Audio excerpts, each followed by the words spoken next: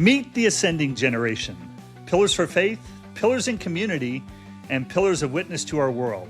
Rising leaders stepping into influence and impacting our culture. You'll meet one right now on Pillars Portraits.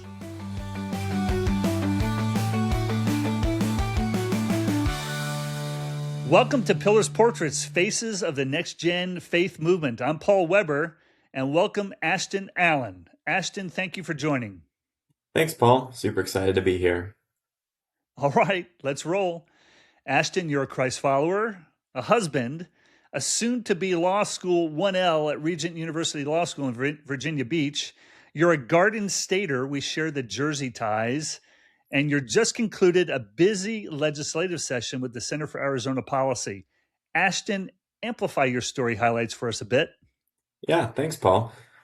Just a little bit on my background. I'm one of three boys, grew up in a wonderful Christian home, born in California, but mainly grew up out in New Jersey. I'm a graduate of Grand Canyon University, finished up about 2 years ago, where I met my now wife. We've been married for a little bit under a year. We'll be coming up on a year next month. And I have been working at the Center for Arizona Policy for about 2 years now. Tell us a little bit about your faith formation story. Tell us how you came to faith. Absolutely. So I had the textbook, grew up in a wonderful Christian home childhood. Thankfully, I had wonderful parents who taught me just about the Bible and God's Word, and I was very receptive to that. So I accepted the Lord when I was about 9 years old at a summer camp VBS, as I'm sure plenty of people have. But it didn't really become real for me until I, went through some things. My sophomore year of high school, I discovered the world of girls, and I had this idea in my mind that the thing that would make me happy, that would bring the most joy, would be to have a girlfriend. And so that is what I idolized. That is what I totally pursued. And I accomplished my goal. I ended up having a few girlfriends, and all of them failed miserably.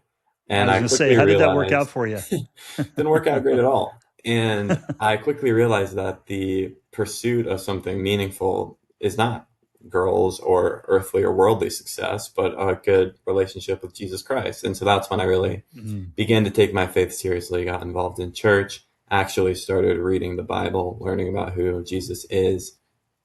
And it's kind of been going since then. So that's kind of the quick version, I guess, if I had to say. So, in other words, you put the Lord first. You started getting to know Him better, and then He brought the young lady to you, I would assume. Exactly. Yeah, I actually tried my best efforts, and she turned me down constantly. So I know it was definitely an act of God. All right, let's talk about the gospel a little bit. Tell me about how you think about sharing your faith with others.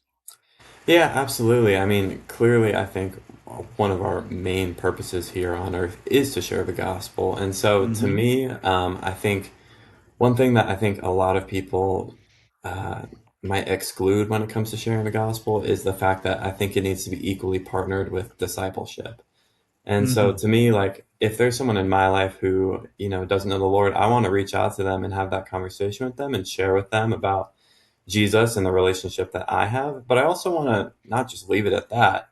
I want to walk with them and grow with them. And so I've had the opportunity to do that just with various friends in my life, and being able to go through some discipleship books together, and then also lead a small group of guys in college and meet with them every week. And so that to me has really been the greatest part about sharing the gospel, is not only seeing someone accept Christ, but also grow and really flourish as a believer, and eventually pass it on to others themselves.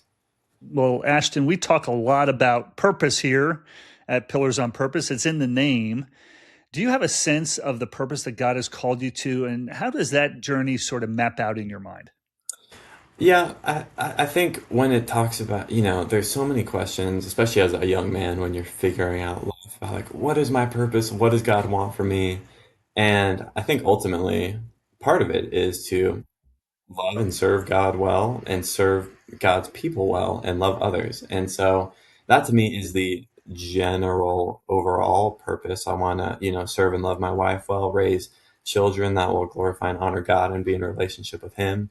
I want to be a witness to other people. And also, just in my professional career, I want to do something that, um, to some degree impacts people in a way that is real and meaningful. And so that's something I've kind of been able to find through my work with CAP and public policy.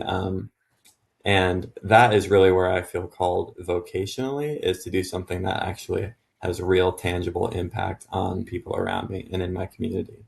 So when you talk about loving others, loving your family, sharing the gospel, I mean, that's obviously all that's in the Christian job description.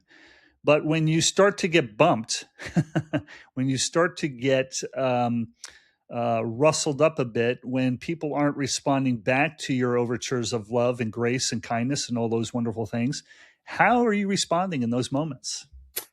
Well, sometimes it's easy to feel frustrated or discouraged or Hmm. disappointed. And I think ultimately that's when you realize that the person who will always love and support you and give you the strength to maintain that kind of behavior and service towards others is your relationship with God. And so I think Mm. I've quickly realized, not only in my friendships with other people, in my relationship with my family, or even my marriage, that is ultimately not what satisfies me and what fills me up. My wife is definitely a huge encouragement to me, a huge blessing to me, but ultimately, apart from God, that is really what I am relying on and leaning on when it comes to, my calling and vocation to love and serve other people well, especially when there are bumps in the road. Mm. Ashton, when you applied to be a pillar at Pillars on Purpose, I really loved your responses to the questions we asked. And one of the questions that we asked right up front is to describe yourself in one word and why. And I'd like you to share the word you used and why. And I think this will give our audience a true sense of where you're coming from and what they're seeing from you so far. So, what was that one word?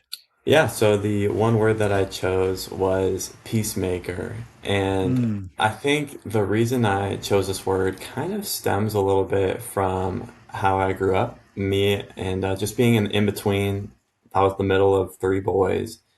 And particularly my younger brother and my dad actually kind of, they are both very fiery, strong personalities. And Hmm. tended to butt heads. And what was kind of funny is when my brother and my dad would have a conflict, the two people who felt most upset about it were actually me and my mom, because we really did not do well with conflict. And one thing Uh-huh. that I always, wanted as soon as there was ever any issue was reconciliation. I wanted everyone Mm. to just love each other, to be okay. And obviously, I know that is not always how the world works, but that is Right. in my little idealistic world where everything works out great. Everyone loves each other and it gets along well. And so I think I found myself in kind of a mediating role between my brothers, but even in friendships I have, and I mean in my marriage. I mean, I've definitely tend to be the one wanting to restore the relationship back to what it was when there's been something going wrong or an issue. And so I think that is just something that's always kind of been on my heart. And so that's what kind of led me to choose the word. One of the other questions we ask on our application is how do you demonstrate grit? Can you tell us what grit means to you and an example of that? Yeah. I mean, this is a bit of a personal example, but I think grit was kind Mm. of forced into my life about 2 years ago.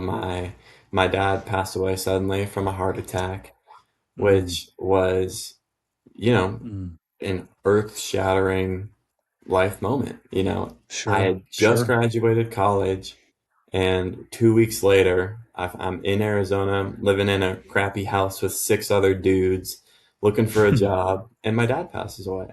Ah, And I think at that kind of moment in time, that's the moment, at least in my opinion, for a young man when you're like, what am I going to do? What's my future? And I feel like that's when you need the guidance of a father, right? yeah. Um, and I think having to navigate that kind of by myself, and that year I ended up literally, like I said, my wife had rejected me a few times, including breaking up with me. So we were not together.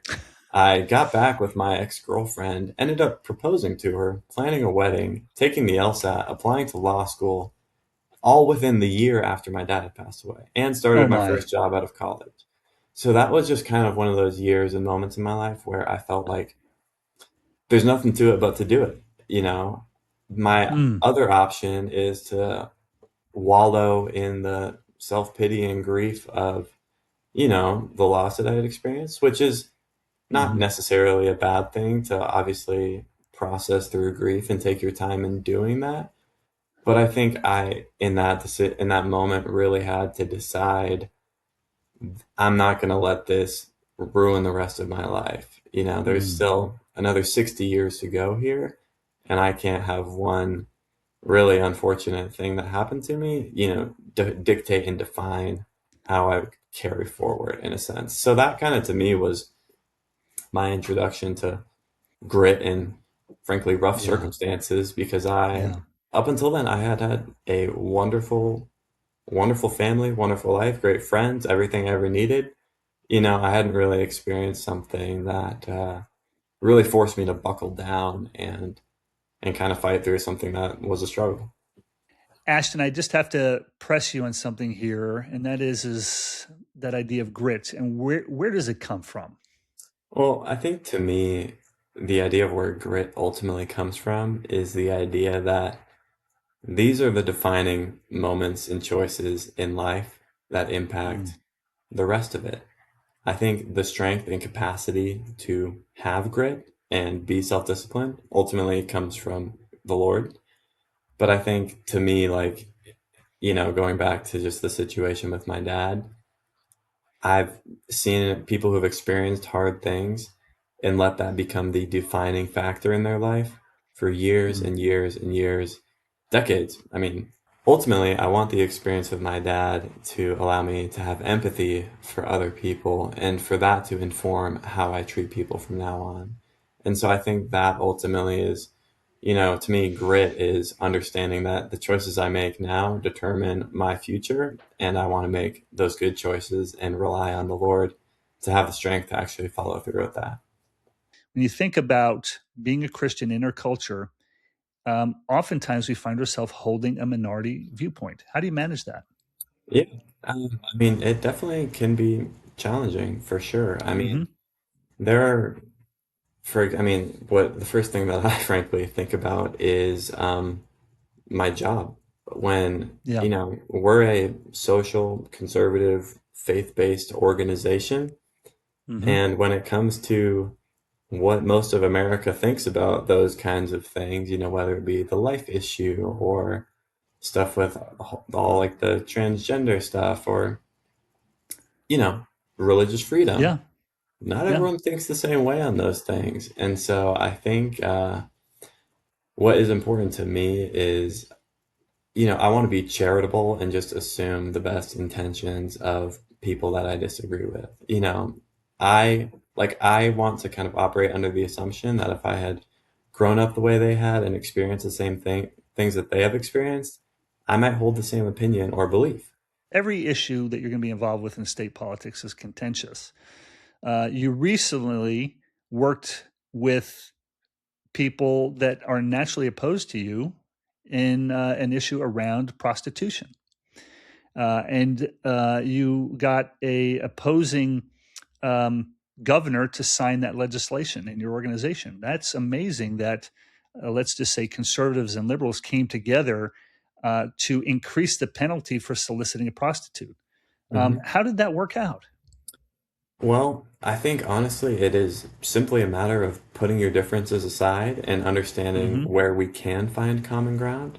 And Hmm. so I think what was really wonderful about the experience with the sex solicitation bill and increasing the penalties is that you were able to, you know, everyone around the room is able to say, we think sex trafficking is bad. We think Yeah. that women should not be for sale, and we want to punish men who do think so. And so I think finding the common ground, agreeing where you can, and working on what you share. Well, Ashton, thinking about other areas of conflict, shall I say, generational barriers. Here at Pillars on Purpose, we intentionally foster dialogue across generations and look to establish channels of sharing wisdom. As you look at your generation emerging from college and entering a new phase, where do you see the need for adaptation to adult well? Ultimately, I think one of the areas that Gen Z could significantly improve on stepping into the adult Mm-hmm. world is not expecting the instant gratification that most of us have been rewarded with our entire life. A Mm-hmm. perfect example is when I was in school, if you asked one of my peers, what do you think your starting salary would be graduating out of school? I guarantee most of them would have said at least $100,000.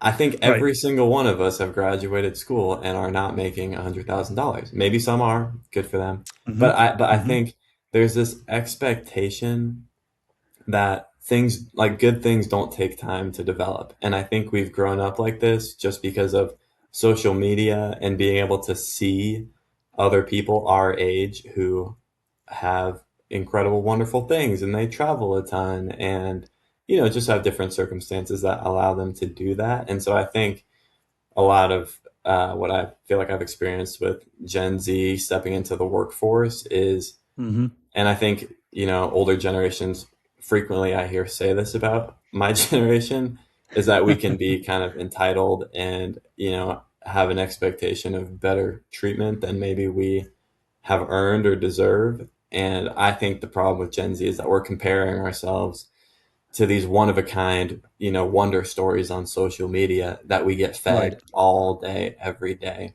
So how, as you made that transition yourself, Mhm. did you have this mindset already, or were you sort of smacked in life by it as you entered into the workforce yourself? I don't know if I was smacked per se, and I definitely didn't have the expectation of I'll be making six figures and have this amazing job right out of the gate. Um, but I will say the comparison factor on social media definitely was a struggle. I would hear about a friend who just got this amazing, incredible opportunity. And, you see people on LinkedIn and on Instagram and they're traveling and doing all these fun things. And that to me was more the challenge. And my solution there was just to delete social media. So you don't have to worry about being constantly assaulted by the comparison of, wow, this person is so incredible, and wow, I guess I'm not doing anything that great. Like, I don't want to look at someone else's life and feel bad about myself, or equally, I don't want to look at my someone else's life and feel good about myself. As you think about the older generations, the Boomer generations, particularly, what are some of the things that you appreciate about that generation? I think the main thing that well, this sounds really honestly kind of silly maybe, but I've realized that the older generation knows a lot more than I do. For Hmm, example, fancy that. I'm being discipled by a guy in my church who challenged me to kind of just read more about theology and read like C.S. Lewis and J.I. Packer and, just people like Hmm. that because I never really did. And I had just finished reading Mere Christianity and I was like, oh my gosh, like, I was talking to him, we had gotten lunch, and I was like, did you know about like this and that? And like, he's so incredible, like, what an amazing writer. And I just really enjoyed this book and blah, blah, blah. And he was like, yeah, I know. Yeah, and it just kind of struck me that he's already read all the books and studied this and learned and lived it. And it was just kind of funny to me that I was like, I think I actually have a lot to learn from this guy. And not just him, but in general, it just kind of struck me in that moment that all these books that I think I'm the first one to ever read and to ever learn this kind of information, it is like completely far from the truth. And there have been people who have studied and learned and taught these things for decades. And I just kind of, for some reason, assumed that I honestly don't know what I thought, but I think after that conversation, I realized I have a lot to learn, and I can learn that from people who are older than me who know this stuff already and have lived it. So let me flip that script there a little bit. What do you think your generation can bring and teach the older generations? Um, so I guess I would say I think the younger generation brings the idealism, zeal, and enthusiasm that sometimes the older generation lacks. Like I think this is a sorry, excuse me, a great kind of example, not necessarily with an older generation person, but when I was a freshman at GCU, I thought it was the promised land. I was like, this Mm. school is so fun. There's tons of people here. Like, I'm meeting a ton of new friends. Like, I'm learning, I'm preparing for my future, I'm independent, I'm out of the house. And I met a senior at GCU who was like, trust me, dude, it goes downhill from here. You're going to experience this, and there's this negative thing, and that thing kind of stinks. And you'll get tired of eating Chick-fil-A every day. And the guy wasn't wrong, but he was just jaded. He had this lack Yeah. of enthusiasm and appreciation for GCU because he'd been there for a few years.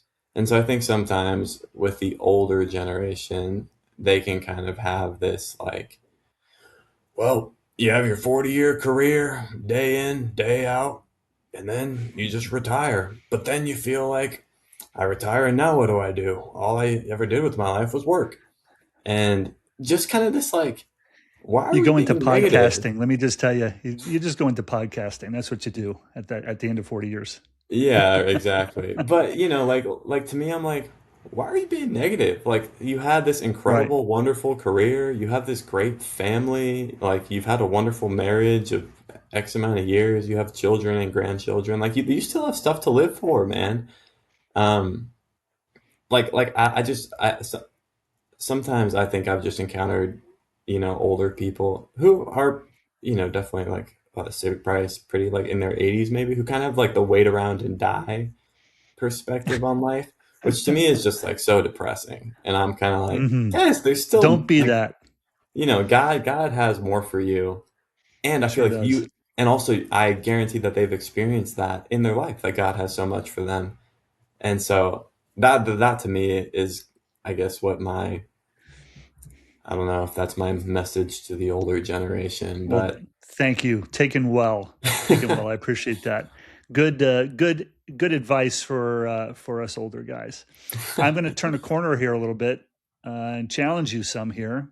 hmm How does American culture either promote or punish Christianity? How do you feel American culture is treating Christians today? ultimately, I think American culture, in a sense, punishes Christianity, but I would almost use the word is as indifferent, as in Mm, like they don't really care. mm, And one of the reasons I say that is because what our culture promotes, in my opinion, is everyone being focused on themselves. And themselves. you're totally indifferent to, you're a Christian? Cool. You're a Muslim? Cool. You're gay? Cool. You want to, do whatever you want with your life? All right. No difference to me because everything is focused on your career, your life, your friendships, your religion, your truth, you know. Hmm. And I think that is what I see a lot of like American culture promoting is you do whatever you want, and if anyone tells you it's a bad idea, they are some awful, terrible, horrible person. Mm, Um, and so I think where Christianity might receive the negative blow is the fact that the Bible kind of dictates and outlines how the best way to live life is. And so I hmm. think, our American culture rejects that, but I would ultimately say that I think people are more indifferent as long as you leave them alone. Mm. And I mean, I think you see that in your career too. Like I go on LinkedIn and, I'm going to be a lawyer going into law. And the posts all say, it's not enough to just be a lawyer. You need to create your own brand. You need to be a lawyer who also has, this brand on LinkedIn or TikTok or Instagram. And you need to be like, you know what I'm saying? I'm like, why can't we just, Sure. you know, I lead mean, a billboards on course. all the highways promote these accident attorneys, ambulance chasers, we used to call them. Yeah, The ads on TV are replete with these guys. We're the powerhouse law firm. Call us if you've had this problem or the government's hurt you in this way, so to speak. So yeah. Which we to get me that. is, be successful, advertise and get business. But to me, it's like it's not even the brand of the law firm. It's like not Ashton, who might be a lawyer at X firm. It's Ashton Allen, the lawyer, and it's all about me and my opinions Yeah, and the work that yeah, I'm doing. And so, that to me is kind of the thing that I feel yeah. like culture promotes. I like to play with the Zoomer and the Boomer generation. So Gen Z, is your generation now ready to lead cultural change in alignment with Scripture? When I go to my church, I go to Grace Community Church in Tempe. It's an amazing church. I love it. And there's tons of young people at Grace. And they all are really like serious about the Lord. They want to be guided and mentored and discipled. And I think there's been like I've genuinely had friends who can are searching and hunting for someone to mentor and disciple them, and Hmm. they aren't able to find anyone. I found like there's Hmm. to some degree like a lack of people willing to disciple young, hungry people. And Yeah. I think that if our generation had a little more discipleship and mentorship from the older generation, I think we'd be extremely ready to affect cultural change in America. But I don't, at least in my limited experience as one person, and I think this, I would say, is the case at my church specifically. The younger generation is raring to go and ready to do the work, and they Yeah. just don't necessarily have the wisdom from the older generation on the best way to go about that. And so that to me is what I think makes us not necessarily ready. Well, here's my Um, hot take on that, Ashton. I'm going to interrupt. Here's my hot take. That's exactly why Pillars on Purpose was formed. And thank you for teeing that up. Send them my way, my brother, because I am eager, and the men and women that I associate with in the older generations are eager to come alongside younger people who are passionate, are engaged, and want to authentically impact culture for good, for Christ, and do that. Um, let me pivot to this. This is something that's been on my mind a little bit too. Um, we hear a lot of chatter on social media from emerging generations saying that America has let them down. America has squandered their future, duped them into degrees that do not provide sustainable wages, and left them in tremendous college debt. You think that's accurate? Honestly, that has not remotely been my experience. And so Good. I would say no. And I will say my parents helped me pay for college a little bit. Hmm. So I'm definitely coming from a very positive situation, but I think I think frankly, there's just an expectation that there's a way to do things that isn't necessarily always like what it has to be. And this is a great example. I'm going to Regent University. Hmm. It's not the highest ranked law school on the planet. Right. I didn't have the most amazing LSAT score. I got Hmm. a decent scholarship, but I'm still paying for school. But this past 2 years, I made it a personal, choice. And when I got married, me and my wife really focused on saving a lot of money for law school. And so we're going to pay all of our law school in cash, which is Good for great. you. No Good for loans. you. And to Yeah. me, that is simply because I made the decision to delay some nice things I could buy right now or a vacation I could have gone on for the sake of being serious about not having debt in law school. And I chose to go to a lower ranked law school where it would be more affordable and I'd get a better scholarship. I think people just, at least in my opinion, I don't make insane amounts of money, but I also, because I just don't spend insane amounts of money. I think sometimes you have people who don't make a lot of money and they spend a ton of money because they're like, well, I'm never actually going to have a lot of money, so I'm just going to spend anyways and go into debt. And you're kind of like, well, what do you, and then you're like, well, I can't buy a house now. My credit's ruined. And you're kind of like, well, why did you buy $1,000 Gucci bag when you were a junior in college? What are you doing? Right. So Right. that to me is kind of how I feel a little bit. I don't have a ton of sympathy for people who are like, it's impossible to buy a house and it's impossible to go to school, and, you know, just accept that you need to live within your means. And I think you'd be amazed at the things that you actually can still do, and B, the fact that you will totally move up in the world and be successful and be able to one day own a home or go out to a nice restaurant every once in a while or go on a vacation. So that's kind of my take. I do not think it's impossible to live a normal middle class life in America. So, Ashton, we touched on this a little bit earlier in our conversation, and it's this idea of victim or victor, victim or Hmm. victor. Yeah. What is the mindset that the mindset that chooses between the two, and how do we help prepare ourselves and next gens to be victors, not victims? A victor to me is someone who takes control of or sorry, just is responsible for what's within their control. Mm-hmm. And I Mm-hmm. think a victim is, the person who something bad happens and that gives them the right to therefore be bad or make bad decisions. And it's just a negative cycle that just sends you farther and farther down into your own self-pity and despair. And I think ultimately, you just have to take responsibility for your own actions and work hard and be diligent. And I think you'd be amazed at what you can accomplish, and also the fact that people receive it so well. When you're a hardworking young person, the amount of like older folks who are like, wow, you're a hardworking young person. Like, hey, I want you to come work for me or to come do this for me because you are smart and you are talented and you're very capable. I think people just let life circumstances discourage them from, taking control and taking initiative to actually go out there and make something happen. I want to be known as someone who loves God, loves others, serves my wife and my family well. That is, to me, the mark of a successful life.